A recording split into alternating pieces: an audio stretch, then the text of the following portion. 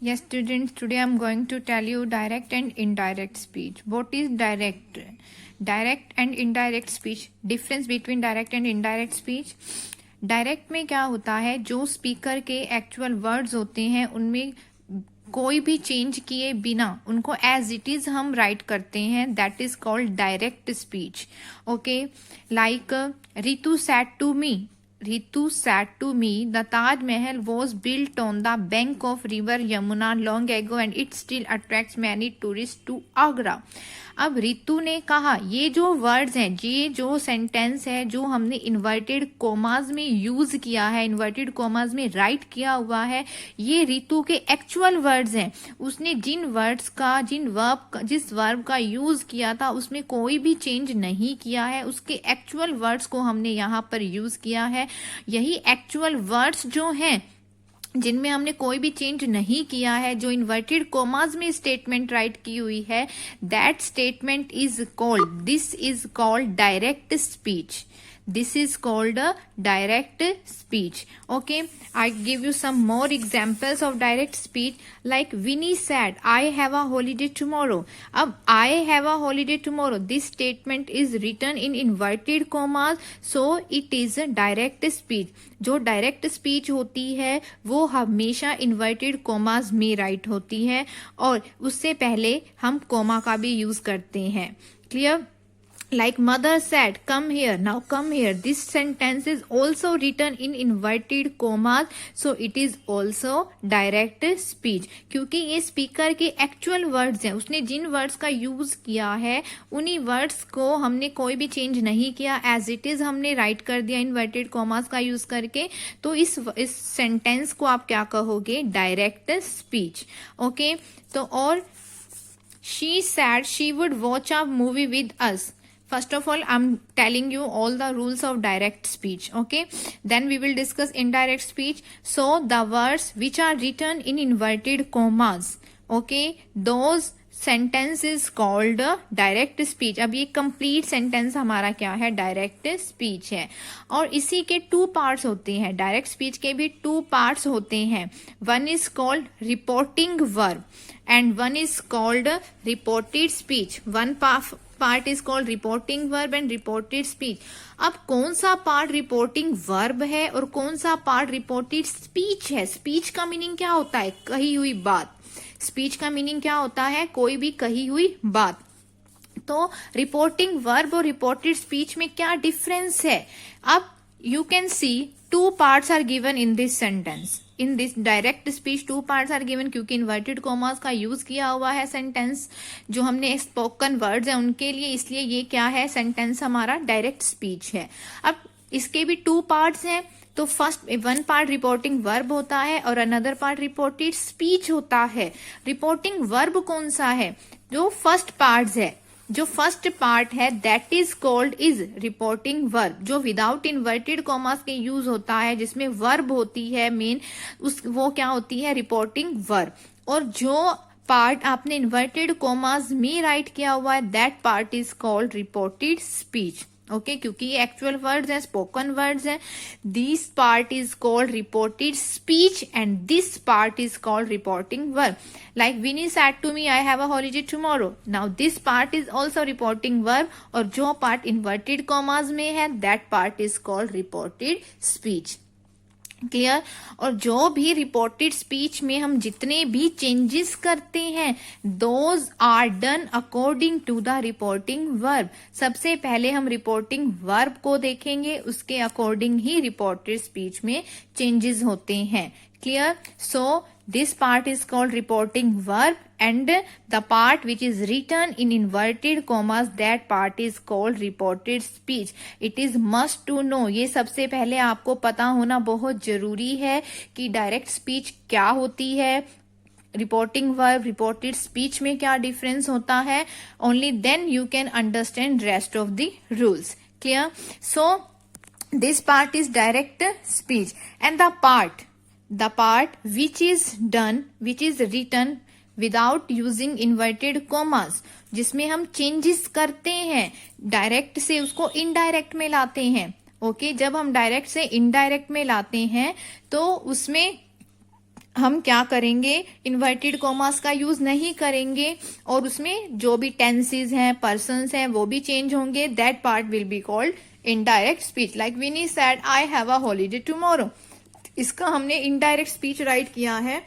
Winnie said that she had a holiday the next day. अब इसमें हमने क्या किया है, टेंस का, वर्ब का चेंज किया है. तो ये पार्ट हमने राइट भी इन्वर्टेड कॉमास का यूज भी नहीं किया है. तो this part will be called indirect speech. Okay, when we try some more examples, then it will be clear to you which part is direct speech, which part is indirect speech, which is reporting verb, which is reported speech. Clear? सबसे पहले मैं आपको बता रही हूँ कि persons किस according change होते हैं. You know very well there are 3 persons. Okay, तो जो first person है, first person में क्या आते हैं, like I, my, me, we, are, us. Second part में आता है यू, योर, यू. ओके, और थर्ड पर्सन में he, she, it, any name. Okay, and they. So her, his, their. Yes students, now I'm going to tell you conversion of direct speech into indirect speech, conversion of assertive sentences in direct speech into indirect speech. Okay, like Sohan said I went there last week. Okay, this part is, this sentence is direct speech. मैंने आपको पहले ही बताया था, जो words report inverted commas में write किए होते हैं, जो सेंटेंस इन्वर्टेड कॉमास में राइट किया होता है, it means that is our direct speech. Okay, now how will you change this sentence into indirect speech. Okay, Sohan said I went there last week. अब आपकी जो स्टेटमेंट है, जो statement आपकी इन्वर्टेड कॉमास में राइट की हुई है, सबसे पहले आपने उसको देखना है कि वो असर्टिव है, इंट्रोगेटिव है, इम्परेटिव है, एक्सक्लामेटरी है, कौन सी स्टेटमेंट है, which type of sentence is that. Now we can see this is assertive sentence. Declarative sentence है ये, इंट्रोगेटिव, एक्सक्लामेटरी या ऑप्टेटिव, इम्परेटिव, इनमें से कोई भी नहीं है, ये असर्टिव सेंटेंस है. क्लियर? तो असर्टिव सेंटेंस जब आपका रिपोर्टेड स्पीच में दिया हुआ है तो आपने क्या चेंजेस करने हैं. जो सैड वर्ड है उसकी जगह पर सैड ही आता है.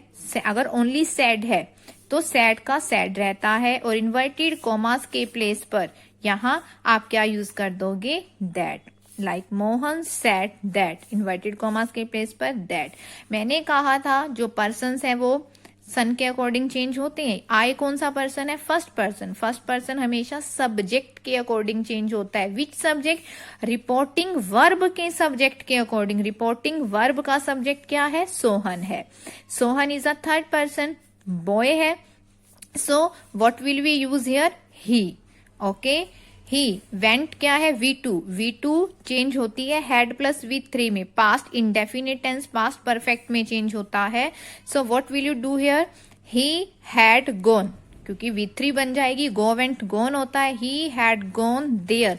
लास्ट वीक किस में चेंज होता है, द प्रीवियस वीक में.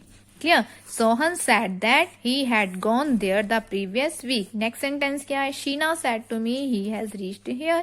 अब यहां पर भी जो स्टेटमेंट है इन्वर्टेड कॉमास में दी है और ये असर्टिव है. सेम रूल रहेंगे.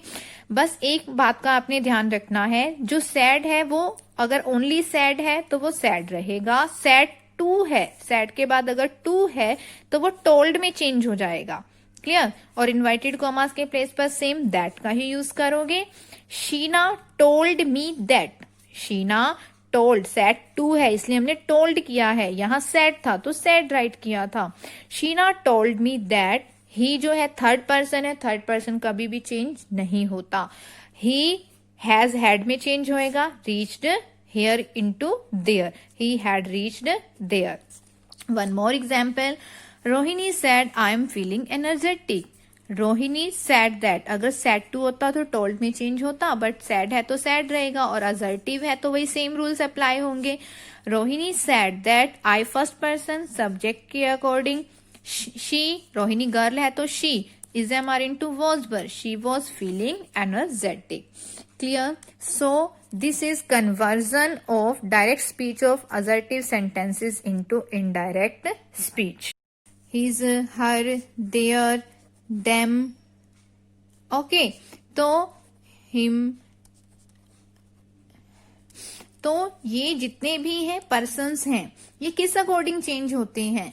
Our first person is changed according to the subject of reporting verb. Second person is changed according to the object of the reporting verb. And third person is never change. Third person कभी भी change नहीं होता.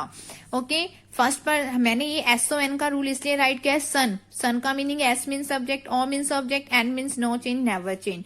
S के नीचे one write किया है कि first person subject के अकॉर्डिंग, सेकेंड ऑब्जेक्ट और थर्ड जो है वो चेंज ही नहीं होता है. Clear? First of all, you have to learn all the rules. Then I will tell you conversion of direct speech into indirect speech. So first of all, you have to learn all the rules. Persons किस according change होंगे? According to the rule of son. Okay, now tense. How will we change tense? This is also given in your book. Okay, tense. is MR change होगा was were में. was were into had been. had been कभी भी change नहीं होता. Had been का had been ही रहता है. Simple present, present indefinite means past indefinite में. Do into did. Simple past, past tense, past indefinite change होता है पास्ट परफेक्ट में. Did also in past perfect. Did भी जो है सिंपल पास्ट में यूज होता है, तो ये भी पास्ट परफेक्ट में. Has have into had, had change नहीं होगा. पास्ट परफेक्ट भी हैड यूज होता है, no change. had done means had done. can into could. will shall into would. okay, may into might. will into would. तो इस तरह से इसमें जो है ये टेंस चेंज होता है. Clear? Some more words are there which are changed when we make conversion of direct speech of into indirect speech. like tomorrow किस में चेंज होगा? the next day या the following day. both are correct. yesterday into the day before, the previous day, tonight, that night, today, that day, this, that, these, those, next day, the following day, last week, the previous week, here into there, ago into before, now into then. These all the rules first of all you have to learn. Okay, कि कौन सा tense किस tense में change होता है, ये words किस में चेंज होते हैं, रिपोर्टिंग वर्ब, रिपोर्टेड स्पीच क्या होती है, सब पर्सन्स कैसे चेंज होते हैं, डायरेक्ट स्पीच, इनडायरेक्ट स्पीच क्या होती है. After that you can learn direct and indirect speech, otherwise you can never do. So first of all you have to revise all these rules.